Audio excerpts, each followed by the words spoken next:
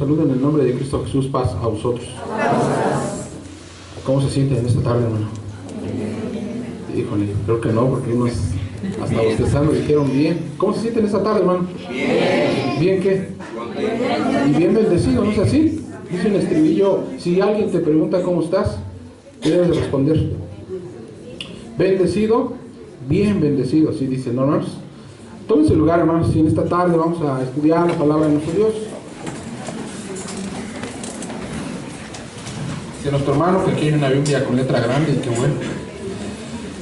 ¿Se acuerdan de un relato que dice la escritura acerca de un rey que hizo un banquete y en ese banquete se le hizo fácil con el vino pues ir a traer unos vasos sagrados? ¿Sí se acuerdan? Y cuando empezó a tomar esos vasos que eran sagrados, entonces se apareció una mano y una escritura en la pared y decía esta escritura: ven en medio de Tequel Parsim. ¿Sí? ¿Sí recordamos el relato? Pero hay un texto ahí que dice que ¿qué empezó a pasar con este rey? ¿Qué rey era? Belsasar, hermanos. ¿Y qué pasó con este rey? Pues la escritura dice que sus rodillas empezaron a chocar, ¿sí? A batirse, así dice. Es decir, empezaron a temblar sus rodillas literalmente por el miedo.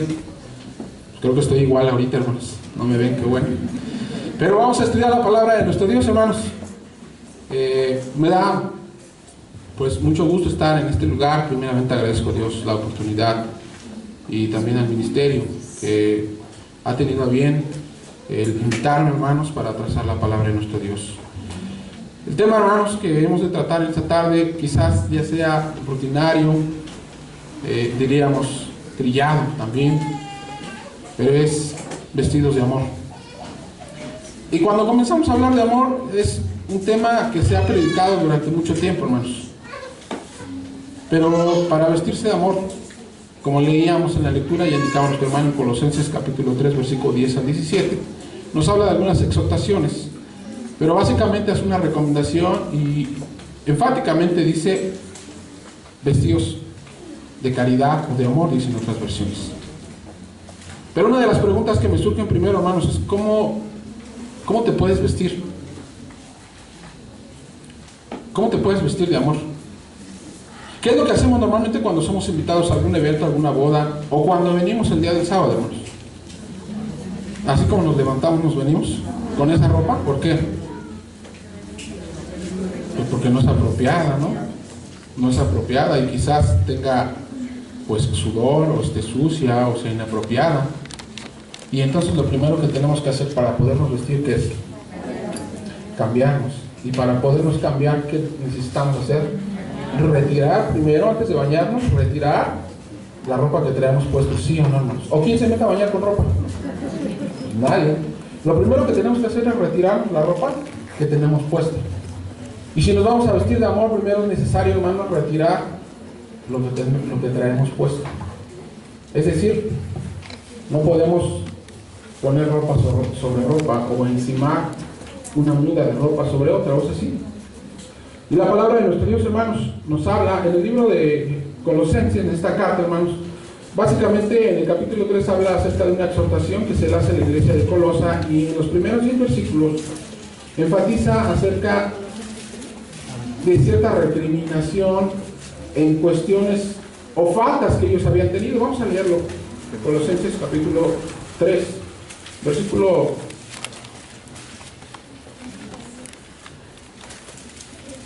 8. Mas ahora dejad también vosotros todas estas cosas, y empieza a mencionar ira, enojo, malicia, maledicencia, todas palabras de vuestra boca. No mintáis los unos a los otros, habiéndolos despojado de qué. ¿Con qué, hermanos? Y empezamos a hablar de acción. No es literal, no es quitando la ropa literal. Dice, ¿cómo te vas a empezar a quitar toda esta vestimenta que traes? Con acciones. Pero ¿cómo nos vamos a vestir de amor si no sabemos ni siquiera qué ropa es la que nos vamos a poner? No tenemos ni siquiera idea a veces en ocasiones qué es lo que nos vamos a poner. Dice por ahí, es más fácil vestir a 10 hombres que a una mujer. ¿Es cierto o no? ¿Sí? ¿Sí es cierto o no, hermanos? Sí. Sí, hermanos, porque a lo mejor se puede probar hasta 20 o 30 mudas distintas de ropa y al fin sale diciendo, ninguna me gustó. ¿Y el hombre? Pues el hombre también es vanidoso en cierta forma, hermanos, pero creo que un poquitito menos. Pero ¿cómo nos vamos a poner una ropa si no sabemos ni siquiera cuál es? Si es apta para nosotros, o si nos gusta, o si nos ve bien, o si nos queda a la medida, hermanos. Y la palabra de Dios trae una ropa específica para cada uno de nosotros. Exacta, hermanos. Yo creo que el mejor diseñador la diseñó para usted y para mí, a todas las medidas. Y la vestimenta que exige nuestro Dios es vestirse de amor, pero ¿qué encierra amor entonces? Porque hoy en día, hermanos, este término está, diríamos, muy chuteado, pero también muy malgastado, hermanos. Hoy en día hablar de amor es, pues no sé, como hablar de monedas quizás. ¿Y por qué digo esto? Porque el término amor se ha degradado tanto que hoy en día puedes decir, amo esos zapatos, amo esa ropa, amo ese carro, amo, no sé, puedes decir esa camisa, ese pantalón. Es decir, el hombre para utilizar o referirse a algún deseo dice amo. Y yo preguntaría a los jóvenes, dos jóvenes que sean valientes y me definan la palabra amor. Bueno, yo sé que muchos de ustedes no han pasado por eso, ¿no? Pero o voltean a ver si los ven sus papás y van a decir, ¿qué va a contestar mi hijo ahora? Si él no sabe de esto. ¿Qué es amor, hermanos? Bueno, como veo que no quieren contestar los jóvenes, entonces, dos hermanos adultos, una hermana de la femenil y un hermano de los varones que me ayuda a definir qué es amor. Nada más dice uno, hermanos. ¿Qué, hermanos? ¿A poco no aman a sus esposas o no aman a su esposo? ¿Sí o no, hermanos? ¿Qué es amor? Hoy en día, hermanos, el concepto de amor lo utilizamos y Dios decía que lo malgastamos. Muchas veces nos referimos a amor para decir te deseo, ¿no? ¿No han visto a los jóvenes de secundaria que apenas llevan un día o 2 días de novios y dicen te amo? ¿O no es cierto, hermanos? Porque a mí hasta niños de 4º año me tocó decir es que es mi novia y la amo, me decía. Y cuando le dije, ¿y cómo es que la amas? Pues así se les dice, ¿no? Entonces entendí ¿qué es amor, hermano? ¿Realmente qué es amor? Porque a veces cuando quieres, dices te amo. Porque a veces cuando codicias, dices te amo. Porque a veces cuando necesitas, dices te amo. Cuando te gusta alguien, dices, es más, ni siquiera te hablan, ni siquiera has entablado una plática, ni siquiera sabe que existes y dices, es que lo amo. ¿Por qué no? ¿Por qué utilizamos ese término? Realmente estamos haciendo mal uso de este tipo de palabra que es tan importante. Y no es una palabra nueva, hermanos. Esta palabra fue escrita también por nuestro Dios desde mucho tiempo antes. Solo que el hombre hoy en día la ha tratado de minimizar. Hay un hombre llamado William Shakespeare. ¿Cómo se pronuncia? Shakespeare. ¿Cómo se sabe? Sí, leen. Ya hasta la mano cuando te bien. Pues ni Octavio Paz, ni Homero, ni ningún dramaturgo, ni siquiera aquel que escribió Romeo y Julieta. Nadie ha podido interpretar realmente lo que es el amor. Y han tratado de definirlo, hermanos, y han tratado de escribir y de explicarlo, pero todas sus razones de esos hombres únicamente basan el amor solamente en deseo. ¿No es así? ¿Y cómo define Dios al amor? ¿Con puro deseo? Y es ahí donde tenemos que empezar a entrar. ¿Cuál es la vestimenta que Dios pide entonces en nosotros? Si solo se basa en deseos, si solo se basa en atracción. En la luz, hermanos, dice la definición de amor, dice un sentimiento de vivo afecto e inclinación a una persona o cosa que se desea todo lo bueno. Y en su segunda definición también dice un sentimiento de intensa atracción emocional y sexual hacia una persona. Y nótese bien, hasta el mismo Laurus nos va enfocando acerca de que el amor, ¿qué es? Deseo y atracción. Pero la palabra de nuestro Dios no nos maneja esos términos, hermanos. A veces, aunque sabemos que el amor viene de una palabra griega, y en griego tiene 4 definiciones, con 4 palabras, que son, por ejemplo, eros, se refiere al amor de la pasión, capricho o amor sexual. Storge, amor familiar, madre, hijos, etc.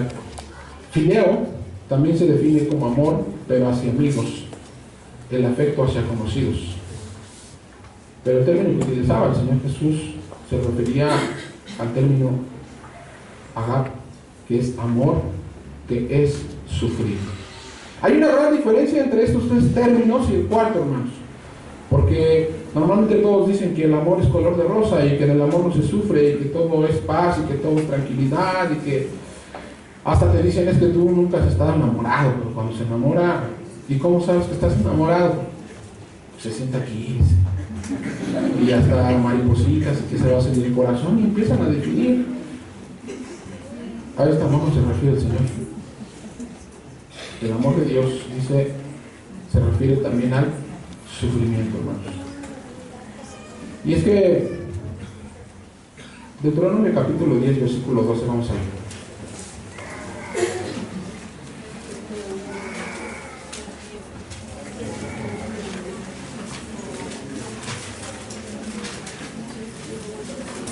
El 12 de Deuteronomio dice: ahora pues, Israel, ¿qué pide Jehová tu Dios de ti? Sino que temas a Jehová Dios, que andes en todos sus caminos y que lo ames. ¿Y qué tipo de amor buscaba entonces? ¿O qué tipo de amor pedía? Bueno, la siguiente frase te lo complementa y te dice: y sirvas a Jehová tu Dios con todo tu corazón y es fácil hacerlo. Es fácil, ¿no, hermanos? Pues los obstáculos los ponemos nosotros. Pero a veces, hermanos, el gran problema que tenemos es que si Dios nos da órdenes, nosotros pensamos que Dios nos da deseos. Si Dios nos exige cumplir y mandato, nosotros pensamos que Dios nos está anhelando o deseando que hagamos algo. Y empezamos a entender mal las Escrituras. La Escritura no dice: yo deseo que me ames, o yo anhelo que me llegues a querer, o que me llegues a servir. O no sé si su versión diga eso, ¿no? Pero todas las que he cotejado no hablan de deseos ni anhelos, hablan de mandatos.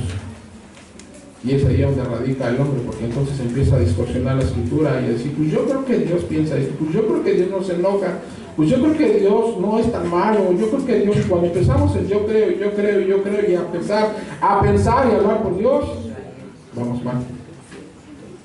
La palabra de nosotros dice Juan capítulo 13, versículo 34.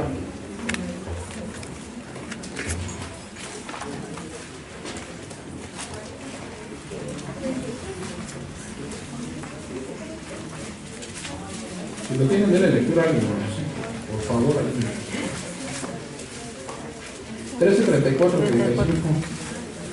Un mandamiento nuevo os doy, que améis unos a otros como os he amado, que también os améis los unos a los otros. En esto conocerán todos que sois mis discípulos, si tuviereis amor los unos con los otros. Amén, hermanos. La palabra de nuestro Dios dice: un mandamiento no os doy. Y pregunto primero, ¿era nuevo este mandamiento? ¿Era la primera vez que se estaba dando? Ya había sido escrito antes. El libro de Levítico y Deuteronomio lo menciona. La manera en que se tenía que amar a Dios, la manera en que tenías que amar a tu familia, la manera en que tenías que amar a tu hermano, a tu prójimo, a tu esposa. Y el Señor aquí dice: un mandamiento nuevo os doy. ¿Por qué nuevo? Porque la forma de amar era distinta. Porque el hombre venía trabajando con un amor de sentimiento y deseo, y no de sufrimiento. Un amor totalmente distinto. Si ustedes notan, hermanos, en estos dos versículos habla, ¿cuántas veces repite el Señor que os améis unos a otros? ¿Sí notaron? ¿Cuántas veces lo dice? En estos dos versículos, ¿cuántas veces lo dice, hermanos? ¿Dos? A ver, hermanos, un mandamiento nuevo os doy, que os améis unos a otros, como os he amado, que también os améis los unos con los otros. En esto conocerán todos que sois mis discípulos, si tuvieres amor los unos con los otros. Porque habrá repetido el Señor Jesucristo 3 veces este término, que os améis unos a otros. Nótese bien, porque estaba antes de ser crucificado. Y era necesario dar este discurso y recalcárselos. Quiero que se amen unos a otros. Pero el amor al que se refería el Señor, hermanos, era un amor de sufrimiento. Y el sufrimiento viene por servicio. No es lo mismo decir que hacer. Y yo por eso decía, cuando el Señor Jesús hablaba de amor, hablaba de acción, no únicamente de palabras. Hemos escuchado muchas veces un texto que dice, ahí en 1 Timoteo 6:10, el amor al dinero es la raíz. ¿Qué quiere decir, hermanos? ¿Que el dinero es malo? No está diciendo en ningún momento que el dinero sea malo, sino que está diciendo el amor a el dinero es la raíz de todos los males. ¿Por qué, hermanos? Porque normalmente volvemos a tomar ese tipo de palabras de amor como deseo, y cuando empezamos a desear, a codiciar, entonces empezamos a hacer mal uso de esta palabra. Hay un ejemplo, hermanos, que a mí me gusta mucho, lo he leído muchas veces y no puedo entender todavía aún qué pasaba por su mente de Saúl. Primer libro de Samuel, capítulo 15.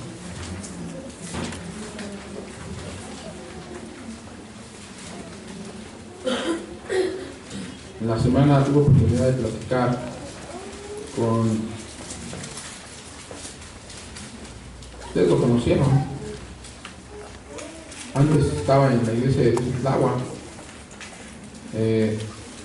Marco Rubí. ¿Sí lo llegaron a conocer, hermanos? Sí. Bueno, tuve oportunidad de platicar con él y empezamos a hablar acerca de qué había sido de los tiempos de antes. Porque también es bueno recordar, pero tampoco no es bueno quedarse en el pasado. Dice la Escritura en Eclesiastés, no digas que los tiempos pasados fueron mejores, porque esa no es una pregunta sabia, inteligente. Y es cierto, y empezaba a llorar y a decir en aquellos tiempos, en aquellos tiempos, en aquellos tiempos, y le pregunté, ¿y qué fue del ministro Isaac García?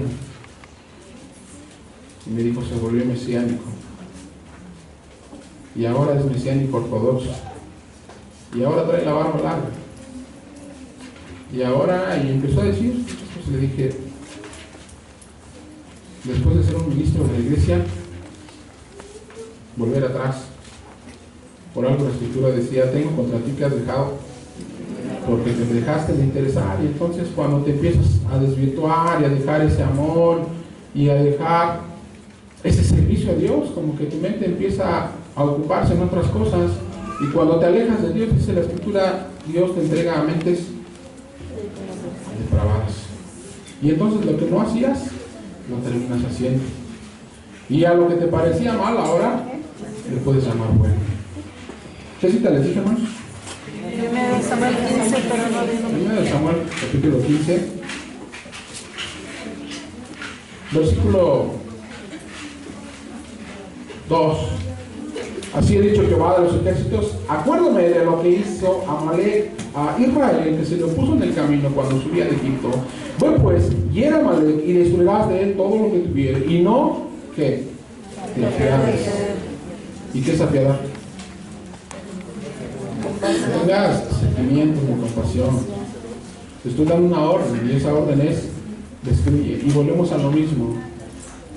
Cuando nosotros interpretamos que los mandatos de Dios son deseos, entonces vamos a desvirtuar todo. No te apiades de él, mata hombres y mujeres, niños y mamantes, vacas y ovejas, camellos y asnos.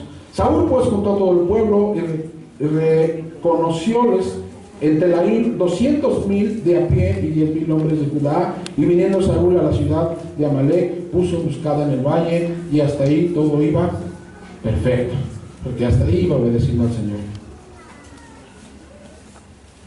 Pero en el verso 7 dice: y Saúl hirió a Amalec desde Javila hasta llegar a Sur, que está en la frontera de Egipto, y tomó vivo a Agag, rey de Amalec, mas a todo el pueblo mató a filo de espada. Y Saúl y el pueblo, ¿qué hicieron? Perdonaron. Y algunos dicen: pues que era hombre y tenía sentimientos. Y díganme, ¿quién de ustedes no se va a apiadar si ve a niños o ve a reyes? Y si piden perdón, no somos tan malos para no perdonar. Pero Dios había dado órdenes. Y Saúl no obedeció. Y perdonó. Y se dejó llevar por el sentimiento. Y el pueblo también juntamente con él. Y entonces su excusa que sacó, ¿cuál fue? Pues es que yo perdoné la vida de todas las ovejas, todo el ganado, pero no cualquiera, todo lo que estaba mal, raquítico, flaquito, feo, malo, lo maté, pero todo lo bueno lo aparté. No es para mí. Casi dijo: no es para mí. Todo lo aparté, ¿para qué? Para Jehová. Pero no fueron excusas buenas delante de Dios, porque en el versículo 11 dice que Dios dijo unas palabras que marcaron toda su vida de Saúl desde ese momento. Y le dice en el versículo 11: pésame de haber puesto por rey a Saúl. Transportándolo a nuestra vida, hermanos, el Señor hace la misma recomendación a la iglesia de Colosa como a la iglesia de Tamar, como a la iglesia de Chamá, de Aviación, de Aragón.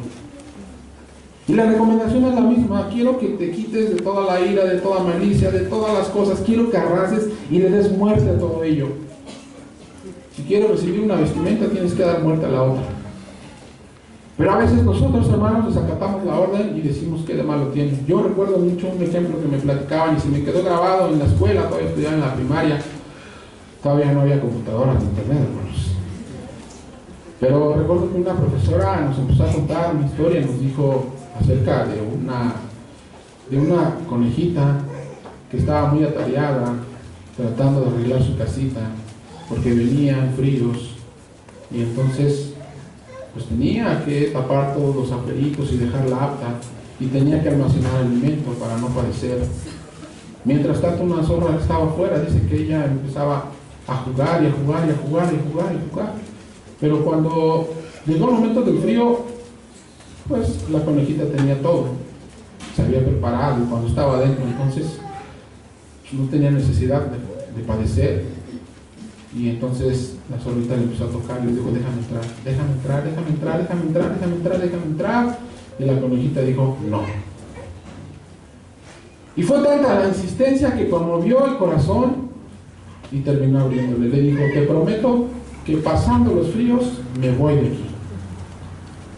Y entonces pasaron los fríos y la zorrita seguía viviendo ahí, y empezó a ser desastre.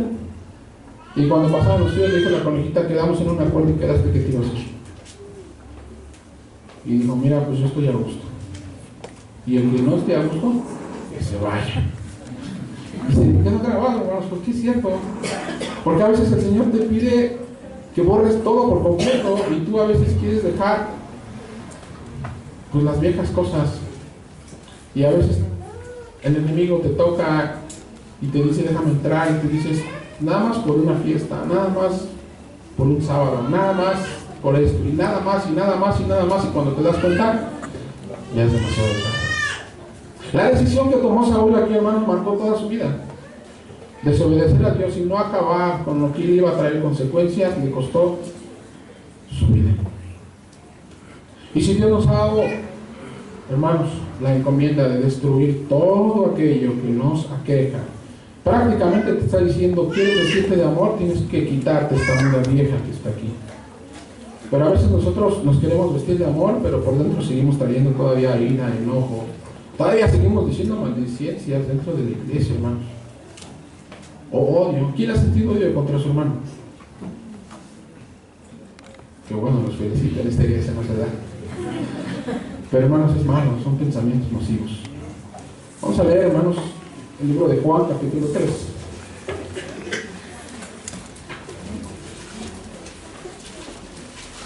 Recuerden, hermanos, el amor a Dios es servicio. Bien, es cierto que lo que cuesta se ama más. ¿Sí es así o no? Todo lo que se da a manos llenas no se valora, pero cuando te cuesta sobre tu propio esfuerzo, entonces empiezas a valorar realmente lo que te ha costado. Y el Señor lo que quiere de nosotros es eso, que suframos para que entonces valoremos realmente y le amemos. Versículo 1, Juan 3:1. Y había un hombre de los fariseos que se llamaba Nicodemo, príncipe de los judíos. Este vino a Jesús de noche y díjole: Rabí, sabemos que has venido de Dios por maestro, porque nadie puede hacer estas señales que tú haces si no fuere Dios con él. En otras palabras, ¿era cualquier hombre Nicodemo?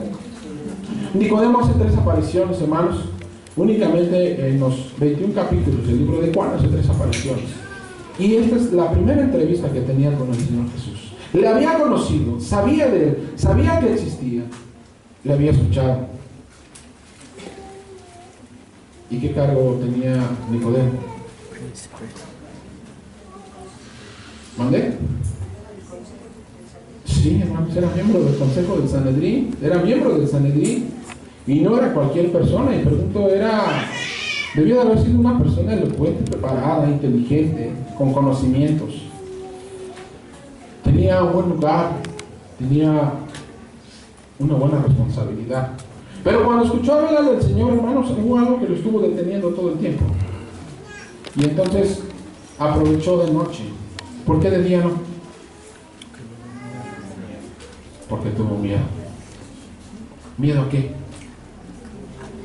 Miedo a quizás a que me vayan a quitar el puesto, a que me vean, a que me critiquen, a que me señalen, a que quiten mi prestigio. Y entonces la inquietud era grande de él, pero aprovechó para ir de noche, porque tenía miedo. Y las palabras que le dijo Nicodemo eran de convencimiento, hermanos, porque le dijo: Rabí. ¿Y qué es Rabí? Maestro. ¿Lo reconoció como maestro? Sí, hermanos. Con todo su conocimiento sabía que el Señor Jesús era maestro. Y le dijo: sé, en otras palabras, sé que has venido de Dios por maestro. Y que nadie puede hacer estas señales si el Eterno no fuera con él. Pero Dios es contigo. La segunda aparición que hace Nicodemo más adelante, hermanos, es cuando lo defiende junto con sus miembros del Sanedrín que atacaban al Señor Jesús. Y cuando lo trataron de atacar, Nicodemo lo defiende y le dice: tú eres de él, tú también crees como él. Y entonces se queda callado. Y la tercera aparición que hace Nicodemo, hermanos, es hasta su muerte. Ya una vez que había muerto el Señor Jesús, como que la conciencia dijo: si lo tuve en vida, si platiqué con él, si me habló de esto. Y entonces esa inquietud lo movió a ir por el cuerpo del Señor Jesús. ¿Por qué? Porque le quería dar una sepultura, quizás por el remordimiento. A veces nosotros actuamos así, hermanos, idénticos. Porque a veces solamente somos seguidores de noche. ¿Y qué digo de noche, hermanos? Solamente de sábados, cuando nos desaparecemos del trabajo, de nuestros lugares. Porque entre semana, en una ocasión iba yo con una hermana y mi hermano se subía en el transporte público y esa hermana era ferviente, hermanos. Te veían desde atrás: hermano, pasa vos, hermano, que el Señor te bendiga, hermano, pasa vos y pasa vos. Y siempre en la iglesia nos decía y nos exhortaba: el pasa vos nunca se debe negar, porque es algo distintivo de la iglesia. Y cuando me la encontré, iba repleto el microbús, y me la encontré, iba hasta adelante, y se me quedaron bien grabadas las palabras de la hermana, y le dije: hermana, pasa vos. Me vio mis ojos.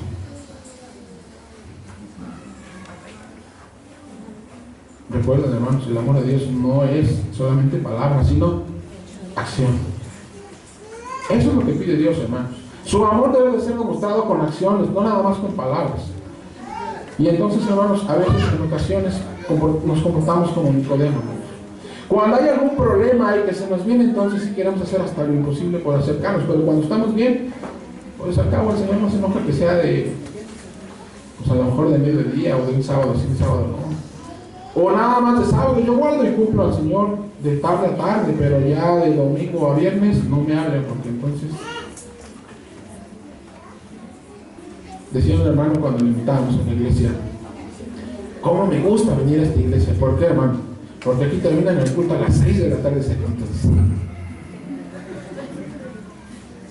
pero no se había dado cuenta que lo terminamos a las 6 porque como era cierre, hermanos, los hermanos tenían que caminar largas distancias para llegar a su casa. A veces buscamos comodidad, hermanos, y cuando buscamos comodidad no hay sufrimiento, y cuando no hay sufrimiento no existe amor. Y lo que pide Dios, acuérdense, hermanos, es acción. Vamos a leer una última cita, hermanos. Hechos capítulo 21, versículo 10. Acuérdense de esa cita que mencionaba el Señor Jesús: cualquiera que me negare, yo le negaré. No te voy a negar en el micro ni allá afuera, te voy a negar delante a mi Padre. Ojo, hermanos. Hechos capítulo 21. La historia de la iglesia descrita en Hechos. Las grandes enseñanzas también. Hechos capítulo 21, versículo 10. Y parado nosotros allí por muchos días, descendió de Judea un profeta llamado Agabo. Y venido a nosotros, tomó el cinto de Pablo y atándoselo a los pies y a las manos, dijo: esto dice el Espíritu Santo, así atarán los judíos en Jerusalén al varón cuyo este cinto y le entregaren en sus manos de gentiles. Venía por el Espíritu de Dios Agabo, sí, hermanos. Aquí dice que sí, pero vamos a entender la lectura porque no se había equivocado. Lo que estaba profetizando Agabo se iba a cumplir y era cierto, hermano. No se había equivocado. El problema vino con el pensamiento de sus acompañantes, del apóstol Pablo. Dice el versículo 12: lo cual, como oímos, le rogamos nosotros y los de aquel lugar que no subiese a Jerusalén. Pregunto, ¿tenía algo de malo que se preocuparan por Pablo? ¿Tenía algo de malo que si sabían que iba a sufrir Pablo le dijeran: no vayas, si vas a sufrir y te van a hacer eso, ¿a qué vas? ¿Tenía algo de malo? Para el hombre no, pero para Dios sí. Verso 13: entonces Pablo respondió: ¿qué hacéis llorando y afligiéndome el corazón? Porque yo no solo estoy presto a ser atado, mas aún a morir en Jerusalén por el nombre del Señor Jesús. Pablo realmente, hermanos, sí entendía lo que era un servicio a Dios. Pablo, yo creo que fue, como les decía a un principio, ni Octavio Paz, ni Homero, ni escritores, ni dramaturgos pueden darle un buen concepto a lo que es el amor, pero Pablo sí lo sabía. ¿Por qué? Porque le había costado y había sufrido, porque había padecido y había naufragado, porque había pasado hambre. Bueno, llegó tal momento en el que Pablo, dice la escritura, que había sido azotado y entonces lo dieron por muerto. Y algunos se atreven a pensar, hermanos, que prácticamente pues dicen: ¿cómo lo pudo haber dado por muerto? Seguramente ni signos vitales ni respiración tenía para darlo por muerto. Pero cuando lo dieron por muerto, se fueron. Y dice la escritura que Pablo todavía se levantó. ¿Qué hizo? Se sacudieron, hermanos. ¿Y qué hizo? ¿Se fue a su casa a descansar? No, dijo: el trabajo de Dios tiene que seguir. Y tal fue su amor a la obra, hermanos, que entonces termina describiendo allí en 1 Corintios capítulo 13 la exactitud del concepto del amor. Y cuando leemos 1 Corintios capítulo 13 versículo 4, el primer concepto que le da el amor, ¿cuál es?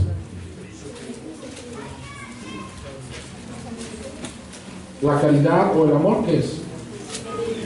Quiere decir, hermanos, que no se puede amar si no hay sufrimiento. Y lo que Dios pide del hombre, hermanos, para vestirnos de amor, ¿qué es? Sufrimiento. Y el sufrimiento viene con acción. Y cuando hay acción, vamos a entender realmente. Muchas veces nos empezamos a decir: es que no nos amamos, es que no nos queremos, es que nos criticamos, es que la iglesia no camina, es que hay hermanos de todos. ¿Quiere que la iglesia cambie? Sírvale a su hermano. Tan simple como eso, hermanos. ¿Quiere demostrarle amor? No le dé un abrazo fuerte, ni 2, ni 3, ni besos. Sírvale. El día que nos enseñemos a servir aún a los que nos hacen mal, va a cambiar nuestra vida y va a cambiar la iglesia. Si nos vamos a llevar el amor superficial como todo el hombre, que solamente se plasma en deseos y atracciones y anhelos, vamos a seguir igual. Pero cuando entendamos el concepto de amor que registra la Biblia, que es sufrimiento y acción, la iglesia va a cambiar. Por eso decíamos, el que no ama, ¿por qué nos? ¿Y qué pide Dios de nosotros? Acción. Esperando, hermanos, que esta plática haya sido de provecho para nosotros. Recuerden, hermanos, lo que Dios pide de nosotros, más que abrazos, más que besos, es acción. Y si quiere cambiar, hace rato hacía una oración por un nuevo trimestre, ¿no es así? Y decía a nuestro hermano que todos los proyectos que se han trazado se lleguen a cumplir. Bueno, sería bueno comenzar trabajando con aquel hermano que no nos llevamos tan bien. Comience, hermano, sírvale. Y el día que lo sirva, lo va a lograr amar. Que Dios nos bendiga y pase a vosotros.